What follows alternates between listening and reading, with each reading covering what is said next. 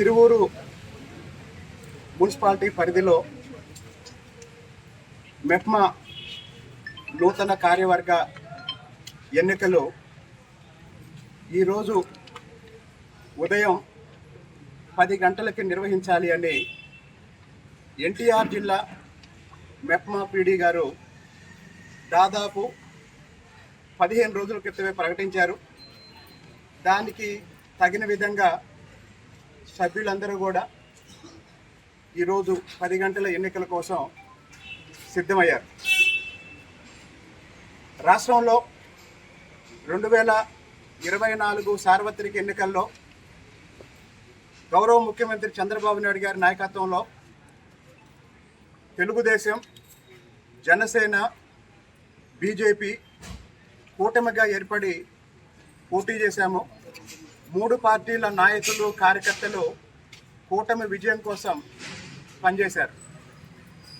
తిరువూరు నియోజకవర్గంలో కూటమి అభ్యర్థిగా నా విజయంలో కీలక పాత్ర పోషించిన జనసేన పార్టీ తిరువూరు నియోజకవర్గం నాయకులు కొద్ది రోజుల క్రితం నా దగ్గరకు వచ్చి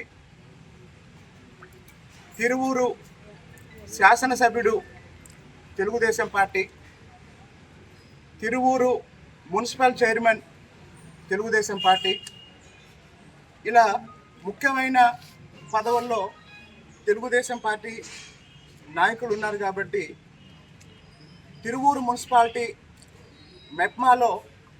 మెప్మాకి సంబంధించి జనసేన నాయకురాలికి అవకాశం ఇవ్వండి అని అడిగినప్పుడు తిరువూరు పట్టణంలో ఉన్న ముఖ్యమైన మా పార్టీ నాయకులందరితో మాట్లాడి, బీజేపీ నాయకులతో పెనుగొండ రామచంద్రరావు గారు వీళ్ళతో మాట్లాడి తిరువూరు మెప్మా కార్యవర్గానికి అధ్యక్ష పదవికి జనసేన కార్యకర్త నవ్య పేరు మెజారిటీ నాయకులు నిర్ణయించి ఈరోజు ఎన్నికలకి అందరికీ సమాచారం ఇచ్చాం. అయితే జనసేన నాయకులు, జనసేన కార్యకర్తలు, తెలుగుదేశం పార్టీ నాయకులు, తెలుగుదేశం పార్టీ శాసనసభ్యుడిగా నేను, అలాగనే బీజేపీ నాయకులు కూడా ఈ మెప్మా ఎన్నికల్లో జనసేన కార్యకర్తకి అధ్యక్షురాలిగా అవకాశం ఇవ్వాలని అందరూ నిర్ణయించాం. అయితే గౌరవ పార్లమెంట్ సభ్యులు కేశినేని చిన్ని గారు జనసేనకి ఇవ్వటానికి వీల్లేదు అని ఆయన ఒక మహిళ పేరు ప్రతిపాదించారు. ఆ మహిళ తిరువూరు, మైలవరం నియోజకవర్గాల్లో పేకాట శిబిరాలు నిర్వహిస్తుంది. ఆమె మైలవరంలో పేకాట శిబిరం నిర్వహిస్తుంటే 3 నెలల క్రితం మైలవరం పోలీసులు ఆమెతో పాటు పేకాట శిబిరాన్ని నిర్వహించడంలో సహకరిస్తున్న గణేష్ అనే వ్యక్తిని మైలవరం పోలీసులు అరెస్ట్ చేసి పేకాట శిబిరాన్ని ఆపటం జరిగింది. అప్పుడు ఆ మహిళ ఎంపీ గారి పేరు చెప్పి ఆ కేసు నుంచి బయటపడటం జరిగింది. ఆ మహిళతో పాటు ఇంకొక నాయకురాలి పేరు అధ్యక్ష పదవికి ఎంపీ గారు ప్రతిపాదించారు. ఆ మహిళ, రెండో మహిళ, భర్త బతికే ఉన్నాడు, 12 సంవత్సరాల నుంచి వితంతు పెన్షన్ తీసుకుంటుంది. భర్త ఈరోజు కూడా బతికే ఉన్నాడు, 12 సంవత్సరాల నుంచి వితంతు పెన్షన్ తీసుకుంటుంది. చిన్నపిల్లల్ని శిశు విక్రయాల కేసుకు సంబంధించి గత 20 సంవత్సరాల్లో 10 మంది చిన్నపిల్లల్ని అమ్ముకున్న కేసుల్లో ఆమె ముద్దాయిగా ఉన్నారు. అంటే మెప్మాకి సంబంధించి ఈ కార్యవర్గంలో పనిచేయడానికి ఇక్కడున్న స్వయం సహాయక బృందాలకి వాళ్ళకి బ్యాంకులో ఉన్న పనులు చేయటానికి, వాళ్ళల్లో చైతన్యం కలిగించడానికి, వాళ్ళల్లో అవగాహన పెంచడానికి పనికొచ్చే వాళ్ళని పెడదామని నేను ఆలోచన చేస్తే ప్యాకాట్ శిబిరాలు నడిపే వాళ్ళని ఎంపీ గారు ముందుకు తీసుకొచ్చారు. నేను దాన్ని తీవ్రంగా వ్యతిరేకించాను. అలాగే ఆధార్ కార్డులో ఇప్పుడు ఈ మెప్మాలో పోటీ చేయాలి అంటే 60 సంవత్సరాల లోపు ఉండాలమ్మా. 60 సంవత్సరాలు వయోపరిమితి. ఒక మహిళ భర్త బతికుండగానే 12 ఏళ్ల నుంచి వితంతు పెన్షన్ తీసుకుంటున్న ఆ మహిళ 70 సంవత్సరాల వయసు. ఆమె రీసెంట్గా ఆధార్ కార్డుని ఆమెకి 58 సంవత్సరాలని ఆధార్ కార్డులో మార్పులు చేపించి కొత్త ఆధార్ కార్డు తీసుకొచ్చారు. ఆమె ముందుకొచ్చి ఆమె ఆధార్ కార్డు ఏంటి, ఆమె వయసు ఎంతో చూపిస్తే 12 సంవత్సరాల నుంచి ఆమె వితంతు పెన్షన్ తీసుకుంటున్న సాక్ష్యాలు మేము చూపిస్తాం. తర్వాత ఇంకొక ఆమెని జనసేన ఇవ్వటానికి వీల్లేదని ఇంకొక ఆమెను ముందుకు తీసుకొచ్చారు. ఆమె ఏం చదువుకోలేదు, కానీ పోలిశెట్టిపాడులో, ఏకొండూరు మండలం పోలిశెట్టిపాడులో జడ్పీ హై స్కూల్లో 10వ తరగతి చదివినట్టు ఒక సర్టిఫికెట్ పెట్టారు. ఒక సర్టిఫికెట్, అది దొంగ సర్టిఫికెట్. అంటే ఒరిజినల్ స్టూడెంట్ పేరు బండి నాగవర్ధిని. ఆ ఒరిజినల్ స్టూడెంట్ టీసీ తీసుకొని పేరు మార్చి ఫోటో మార్చి ఇక్కడ సబ్మిట్ చేశారు. పేరు మార్చారు, ఫోటో మార్చారు, కానీ హాల్ టికెట్ అదే. 10th క్లాసు మార్క్ లిస్ట్లో 10th క్లాసు హాల్ టికెట్ నంబర్ని ఆధారంగా పోలిశెట్టిపాడు జడ్పీ హై స్కూల్లో పాత రికార్డులు అన్నీ తీసి పరిశోధన చేస్తే పరిశోధన చేస్తే అది దొంగ సర్టిఫికేట్ అని తెలిసింది.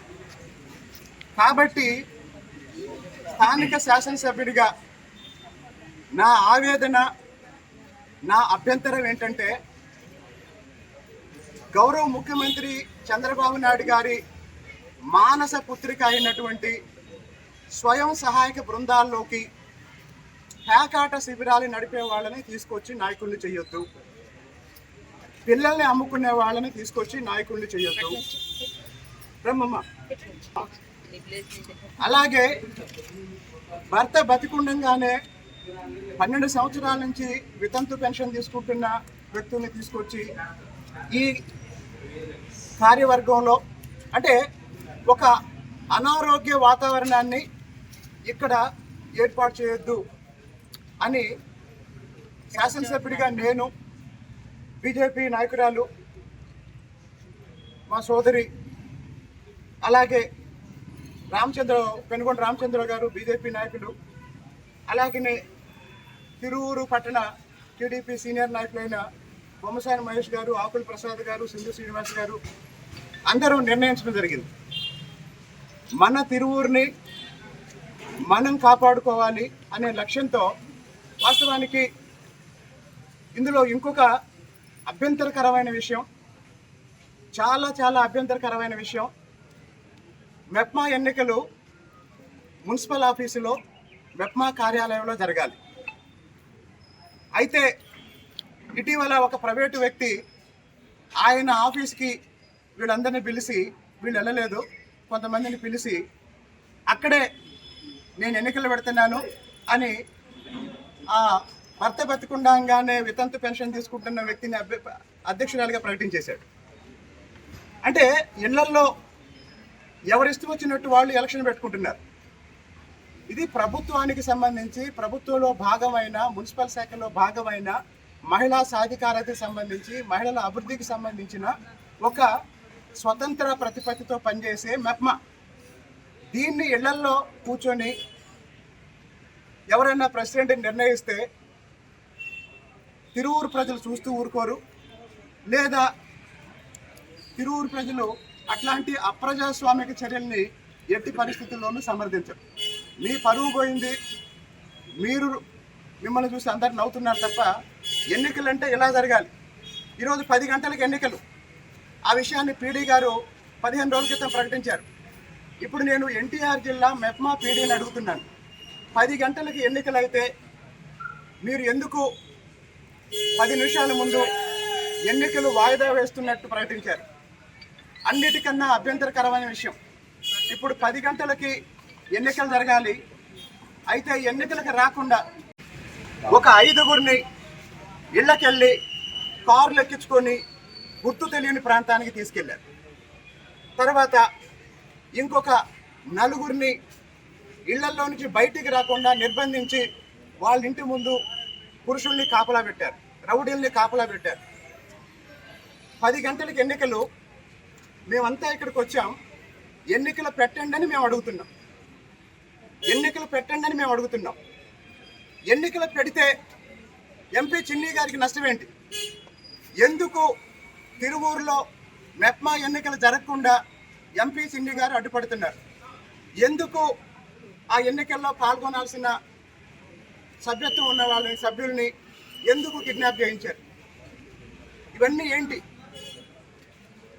ఇవన్నీ బాధ్యతాయుతమైన శాసనసభ్యుడిగా ఇవి జరగకూడదు. కాబట్టి దీన్ని భవిష్యత్తులో ఇలాంటిది ఇంకో విషయం, ఒక మహిళ నాయకత్వంలో పేకాటి శిబిరం నిర్వహిస్తున్నారన్న విషయం 3 నెలల నుంచి నేను ఎక్కడ మాట్లాడలేదు.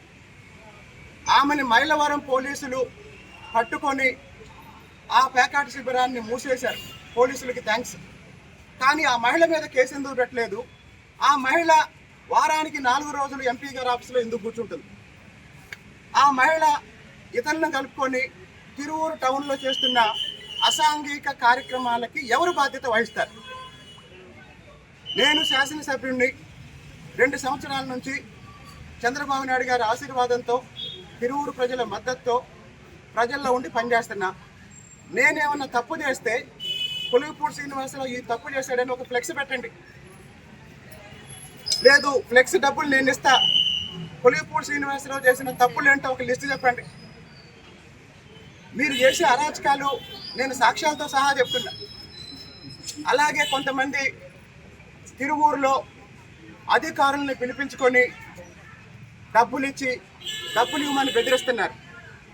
ఈ రోజు